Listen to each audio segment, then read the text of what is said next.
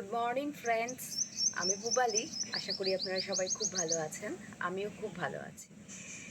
Actually thumbnail দেখে তো বুঝতেই পারছেন আজকে কি বিষয় নিয়ে আলোচনা করব। হ্যাঁ, একটা 12 মাসি আম, কাটিমন আর কি, যেটা খুবই আমার ফেভারিট একটা গাছ। তো সেটার কি পরিচর্যা হয়, আর নর্মালি যে আমাদের আম গাছগুলো থাকে তাদের পরিচর্যা একটু আলাদা হয়। তো যাই হোক, যেগুলো নর্মাল আম গাছ সেগুলো তো আজকে আলোচ্য বিষয় নয়। আজকে যেটা সেটা হচ্ছে ওই কাটিমন আম।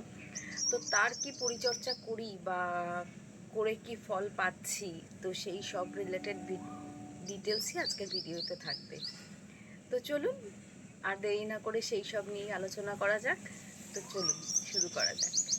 এই হচ্ছে আমার সেই কাটিমন আম গাছটা, যেটার দেখুন এখনও 1 বছর বয়স হয়নি। এর হচ্ছে জুলাইয়ে 1 বছর পূর্ণ হবে আর কি। তো এই গাছটা একবার তো ফলন দিয়েছে, একটাই আম হয়েছিল, কিন্তু বেশ ভালো পরিমাণ বড় হয়েছিল এবং খুব খুব খুব টেস্টি লেগেছে আমার। তো যাই হোক, এই গাছগুলোর যেটা নেচার, এরা তো একটু বড় না হলে সারা বছর ফলনটা দেওয়া শুরু করে না। একটু সময় লাগে এদের মানে নিজেদের বড় হয়ে ম্যাচিওর্ড হতে।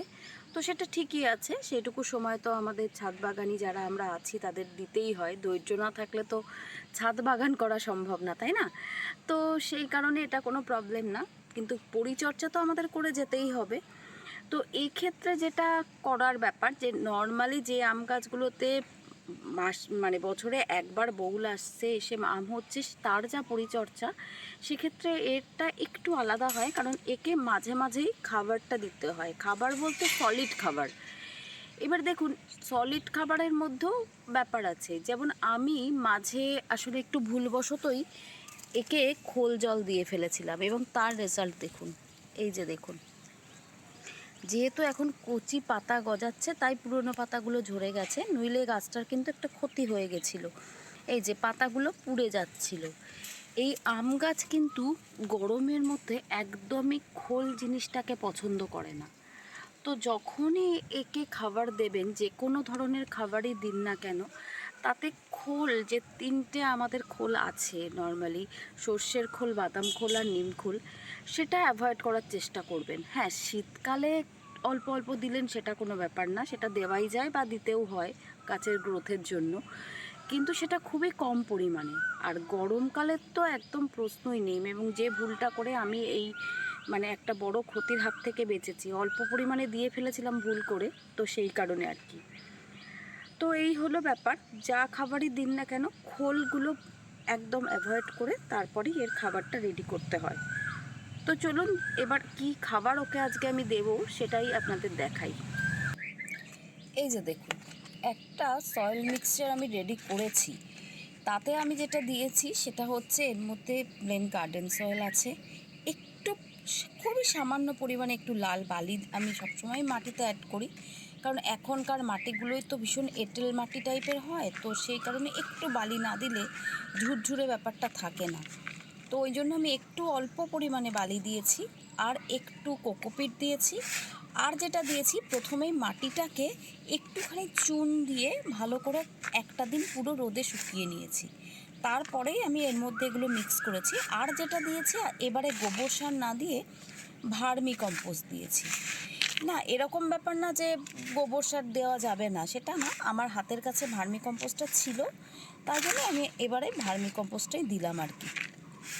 তো এই আপাতত এই মাটিটার মধ্যে এই যে সয়েল মিক্সচারটা এর মধ্যে আছে। এবার আমি কি কি অ্যাড করব সেগুলোই আপনাদের দেখাই। এবার আমি যেটা দেব সেটা হচ্ছে, এই যে একটু পরিমাণে শিং কুচি দিয়ে দেবো। এবার শিং কুচি দেওয়া হয়ে গেল। এবারে দেব হাড় গুঁড়ো। এই যে দেখুন, সবই কিন্তু খুব বেশি পরিমাণ না, অল্প অল্প করেই করছি।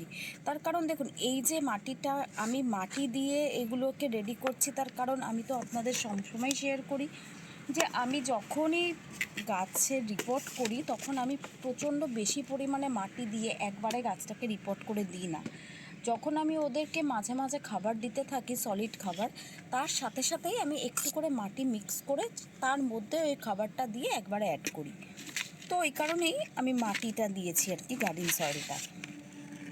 আর যেটা দেব খুবই অল্প পরিমাণে, একটু যে শুকনো যে চায়ের পাতা আর কি, ইউজ করা চায়ের পাতাই, ওটাই একটু অল্প পরিমাণে দিয়ে দিলাম। আর যেটা দেব সেটা হচ্ছে একটুখানি পটাশিয়াম দেব। তো পটাশিয়াম আমি এখানে কি দিচ্ছি সেটা আপনাদের অ্যাকচুয়ালি দেখুন, ব্যাপারটা হচ্ছে আমি যখন জিনিসগুলো রেডি করি তখন তো আমি মাটি পুরো রিপোর্ট করার সময় অনেকটা পরিমাণে দিয়ে দিই না। তো সেই কারণে কি হয়, যখন আমি ওদের সলিড খাবারগুলো দিতে থাকি তখন তার সাথে সাথেই একটু একটু করে মাটিও অ্যাড করে দিই, মানে নর্মাল গার্ডেন সয়েল। তো এখন ওই কারণেই আমি একটু গার্ডেন সয়েলটা দিয়ে নিয়েছি। এবার যেটা দেব সেটা হচ্ছে একটু পটাশিয়াম দিয়ে দেবো। তো পটাশিয়াম বলতে আমি এখানে জৈব পটাশিয়ামটাই ইউজ করে থাকি, এখন খুব বেশি পরিমাণেই এটাই ইউজ করছি। বেশি পরিমাণ বলতে মানে ইউজের পরিমাণটা বাড়িয়েছি, জিনিসের পরিমাণটা কিন্তু কমই আছে। এই যে দেখুন, এইটুকুই দেব। মানে আমি কলার খোসা বলুন, তারপরে আলুর খোসা, এগুলো ওকে এখন কি করি, নর্মালি যে আমি তরল সারটা করি তার মধ্যে দিয়ে দিই। আর এই যে সলিড খাবারটা ওদের জন্য আমি রেডি করি, তাতে আমি এই জৈব পটাশিয়ামটাই বেশি ব্যবহার করি। সেক্ষেত্রে আমি আর ওই কলার খোসাগুলোকে শুকিয়ে আগে যেভাবে ব্যবহার করতাম এখন ওটা করি না। তো এই কারণেই এইটা করা আর কি, বায়ো পটাশটা ইউজ করা। তো যাই হোক, এবার একটু বায়ো পটাশও অ্যাড করে দিলাম এর সাথে। এবারে একটু অল্প পরিমাণে দেখুন হিউমিক অ্যাসিড দিয়ে দেবো, একদমই মাটির সাথে সবই মিক্স করে দিচ্ছি আর কি। একটু হিউমিক অ্যাসিডও অ্যাড করে দিলাম। আসলে কি বলুন তো, খাবার যে সলিড খাবারটা দেওয়ার চেষ্টা করি তাতে চেষ্টা করি আমি মোটামুটি সব ধরনের জিনিসই অ্যাড করার। তো ডিমের খোসা গুঁড়ো করেও আমি ইউজ করি, ক্যালসিয়ামের খুব ভালো সোর্স হচ্ছে ডিমের খোসা। কিন্তু যেহেতু আমি গার্ডেন সয়েলটা মানে প্লেন যে নর্মাল গার্ডেন সয়েল ইউজ করছি এই সলিড খাবারের সাথে, সেই জন্য সেটাকে তো আমি একটু চুন দিয়ে আগে রোদে শুকিয়ে নিই সবসময়। তো সেই কারণেই আমি আর এক্সট্রা করে ডিমের খোসাটা এতে অ্যাড করছি না। যখন যেরকম অন্য সময় ডিমের খোসা লাগে তখন সেটা গুঁড়ো করে আলাদা আলাদা করে দিয়ে দিই। আর দেবো যেটা সেটা হচ্ছে একদম খুব অল্প পরিমাণে একটু বোরন দিয়ে দেবো, খুবই অল্প, একদম অল্প পরিমাণে, এই একটু বোরন দিয়ে দিলাম। আর এবারে লাস্ট যেটা দেবো, যেটা সবসময় আমি দিয়ে থাকি, সেটা হচ্ছে ফাঙ্গিসাইড। তো এখানে আমি সাব ফাঙ্গিসাইডটাই খুব বেশি পরিমাণে ইউজ করি, ট্রাইকোডার্মাটা করি না তা না, তবে ওটা সেরকম না, যেটা বেশি করি সেটা হচ্ছে সাফ। তো আমি সাব ফাঙ্গিসাইডটাই এখানে একটু অল্প পরিমাণে দিয়ে দিলাম। এই যে দেখুন, খুব বেশি দেব না, কারণ মাঝে মাঝেই তো আমি ফাঙ্গিসাইডের জল দিই গাছে, সেই জন্য খুব বেশি পরিমাণে দিচ্ছি না। তো এই কটা উপকরণ আমি কিন্তু মিশিয়ে এর খাবারটা রেডি করলাম। তাহলে একবার রিপিট করে দিই কী কী খাবার আমি ওদেরকে দিচ্ছি।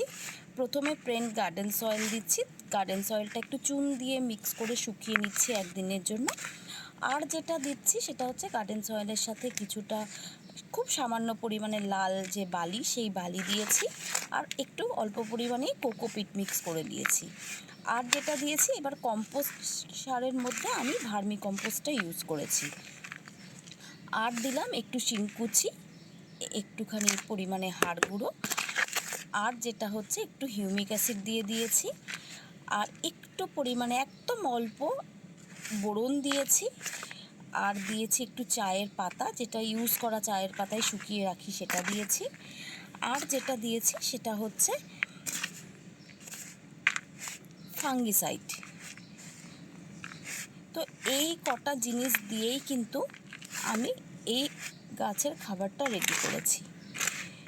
তো ব্যাস, চলুন আর দেরি কিসের, এবার ওদেরকে খাবারটা দেওয়া যাক, চলুন। ও হ্যাঁ, আর একটা জিনিস কিন্তু বলতে ভুলে গেছি, সেটা হচ্ছে বায়োপটাশ।